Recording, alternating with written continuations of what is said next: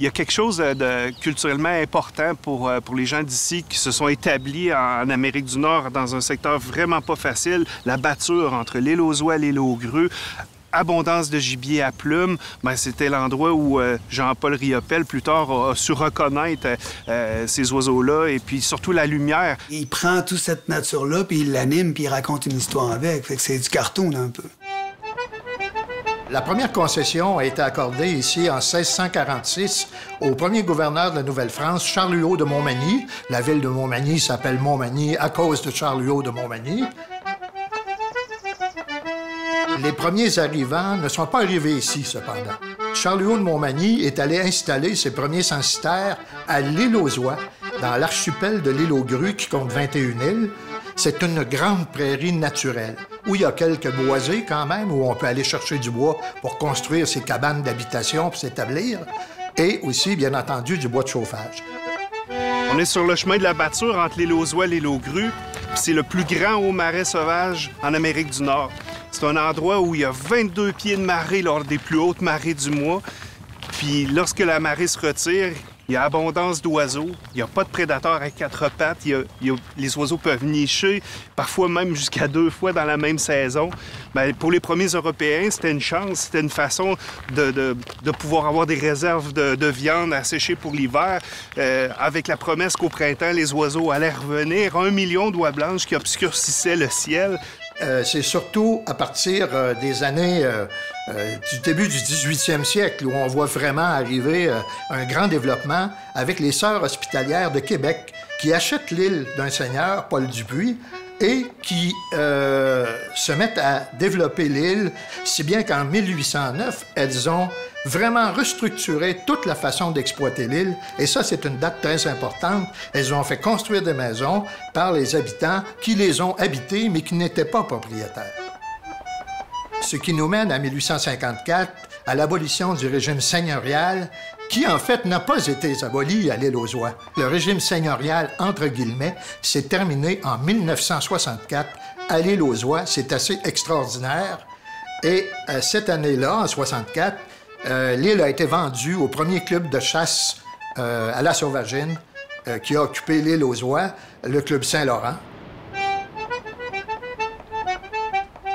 Pendant ce temps-là, sur la côte, ici, le développement se faisait, bien entendu. On était dans le grenier de la côte du Sud. Ça fournissait les céréales à tout le Bas-Canada, finalement. Après ça, bien, plein de monde sont venus s'établir ici. Pointe-à-la-Caille, qui a été fondée à la fin des années 1680, a dû être fermée parce qu'il y avait un problème d'érosion. Ce qui fait qu'aujourd'hui, on retrouve ici le cœur du village en haut, au sud, 4 km plus loin de ce qu'il était originellement près du fleuve. Tout ça a évolué, il y a eu des marchands, il y avait plein de monde qui sont venus s'établir, des artisans et tout et tout. Et on arrive au 19e siècle où là, Montmagny devient vraiment un chef-lieu et c'est prospère. Et, date importante, 1867, hein? C'est pas que l'année de la Confédération, c'est l'année où vient s'établir Bélanger. Alors, les poêles Bélanger, je pense qu'à peu près tout le monde connaît ça. C'est devenu Inglis par après. Et ça a été vraiment le début de l'industrialisation de Montmagny. Étienne Pascal Taché, qui est considéré comme un père de la Confédération, dont on a une magnifique maison ici qui est devenue un centre d'interprétation, va à Charlottetown et fait partie de ceux qui discutent pour signer la Confédération canadienne. Malheureusement, il décède avant de pouvoir voir ses réalisations, finalement. Ce qui est intéressant, c'est que Gilbert Normand, 100 ans plus tard, un peu plus de 100 ans plus tard, qui était maire de Montmagny, qui avait peut-être une vision un peu plus culturelle des choses, ou en tout cas qui était sympathique à la culture, décide d'inviter Jean-Paul Riopelle pour occuper la maison Étienne Pascal Taché. Je l'agaçais, puis je lui disais que c'était lui qui était le chapelain de la maison. Ben, on est dans le plein cœur du centre-ville, voisin de la mairie, en fait. Puis, moi, à ce moment-là, par contre, je pratiquais la médecine comme professionnel. La mairie, c'était pas un job à plein temps. Alors, j'avais mon travail de médecin avec mes responsabilités de maire. Et Jean-Paul comme ami, c'était pratiquement un job à plein temps.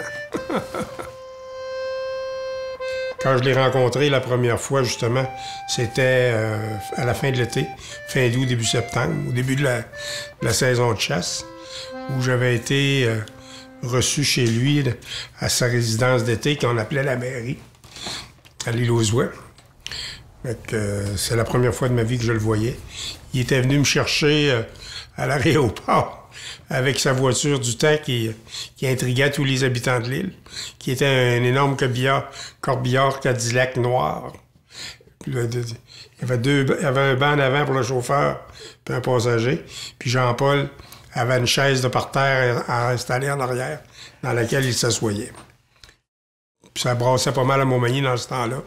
On essayait de remettre la ville sur des rails économiques. Puis il était intéressé à ce qu'on ait un dialogue ensemble.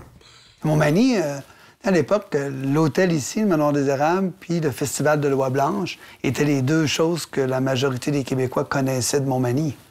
L'autre fois qu'on s'est vu, c'était au Manoir des Érables où on a pris un repas ensemble, en compagnie de Renaud Cyr. Puis là, les liens ont commencé à se créer tranquillement. Il venait ici parce qu'il aimait ça. Mon père était authentique, fait qu'il venait voir mon père, il passait par la porte de la cuisine.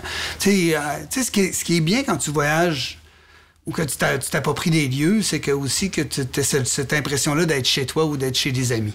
À partir du moment où il a commencé à résider ici, jusqu'à temps qu'il parte, durant, je dirais, les 60 quelques semaines, on mangeait ensemble au moins 3 à 4 fois par semaine, les deux familles. Là, quand c'était pas ici, c'était chez moi ou dans un restaurant de la ville.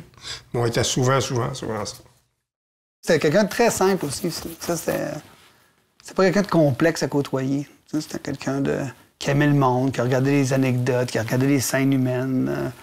D'abord, Jean-Paul Riopel, au sein de la municipalité, parce que beaucoup de gens de l'international et du Québec, d'un peu partout, venaient visiter Jean-Paul.